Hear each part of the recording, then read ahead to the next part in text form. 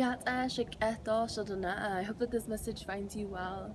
I am motivated to make this video after having participated in the Women's March here in Phoenix yesterday, and I am still feeling fiery and ready to go.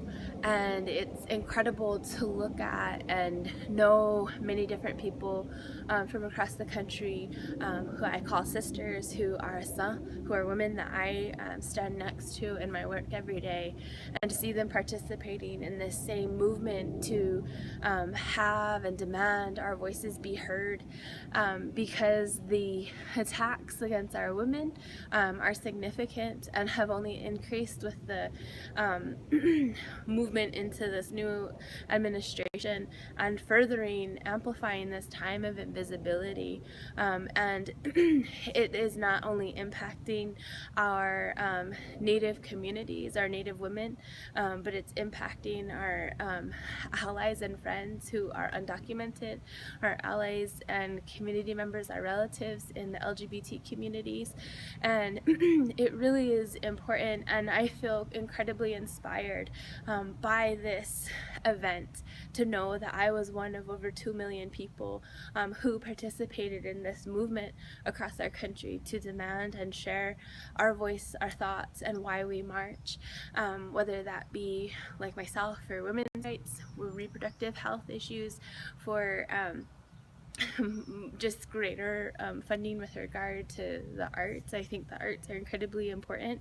I think that Native sovereignty is something that needs to be honored and demanded, that we acknowledge and work together for the betterment of our communities.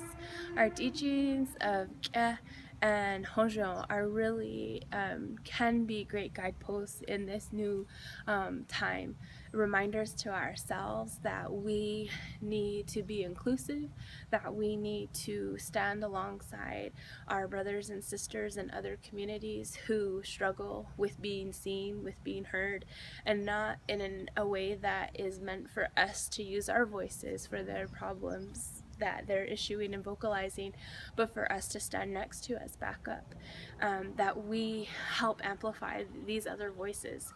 K'e teaches us that we have a civic responsibility to each other, that in that we do not discriminate. Our clan system as a Dene community grew from 4 clans to over 50. When I remind myself of that, when I look at the great diversity in clans that we have, it's a reminder to me that we have always been an open arms people, and we need to continue to live in that, because K'e does not discriminate. When we look at the teachings of Hozhó, which really are our foundational beliefs as a community, it is more than just balance and harmony.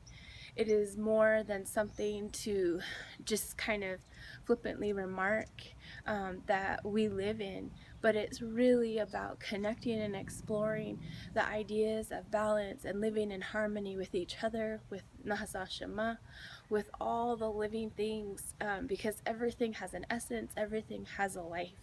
And that's what Hozhó teaches us. And we can't disconnect ourselves and call ourselves Dene people if we're not acknowledging that we are connected to everything around us. There are other Indigenous communities, other Native communities that have these same beliefs and practices. And so if we look to those models as our guideposts, there is only action that we can be taking, and that's what it's going to take. Only active hope, only complaints paired with action, with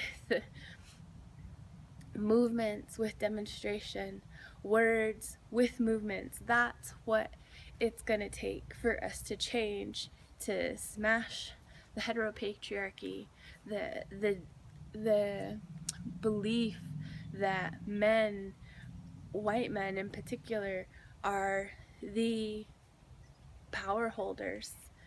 We, through our beliefs of K'e, through our beliefs of Hozhó, are reminded that we are equal, and that great disconnects, different types of turmoil happens when different people assume and grow and live in structures that separate us from each other.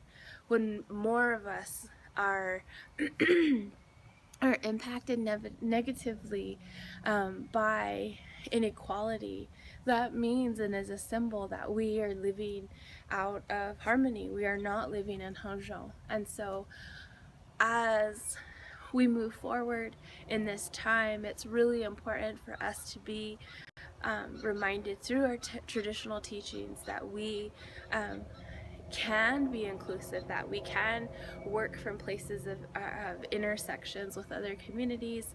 And that was what was so inspiring and is inspiring to me today as I reflect on yesterday's events and I think about what my actions are going to be going forward. And really, I believe that it's really comes down to taking actions in love.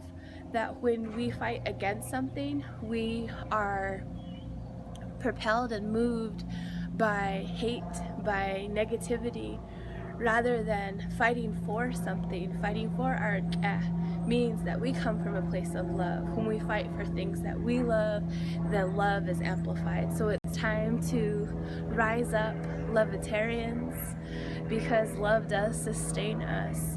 Love will take us further, and through our actions that are meaningful, that are filled with intention, that are filled with empathy and compassion, I truly believe that we will continue to make our communities great for our children to come. In my poem, Seeds of Resilience, I end the poem by saying, you save what we have left, not solely in hope, but with action. Action of your beating heart. Action of your helping hands and your strong backbone. Action that not only heals the pain, but harvests seeds and gardens that will take generations to grow. For some, this is daunting. To till soil of the land whose fruit you will never eat, enjoy or relish. Oh, but you know the work you are giving will be felt by more than you. And this is the gift you pray for, to plant seeds of love today for people who you will only meet in your prayers. For all the ways that you give, for all the people who walked, all the people who prayed, for the people who marched, for all the people who give themselves every single day. Thank you very much for your work, for your light, for the way that you share it.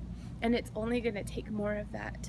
Because what we're building and what we're giving is not for the people that surround us right now. It's for the people who are going to come next, who are going to rise up after us, for them to continue this work. And we know, we pray, we believe that it will be better because we're giving, we're fighting from love. So let's rise up, Lovetarians.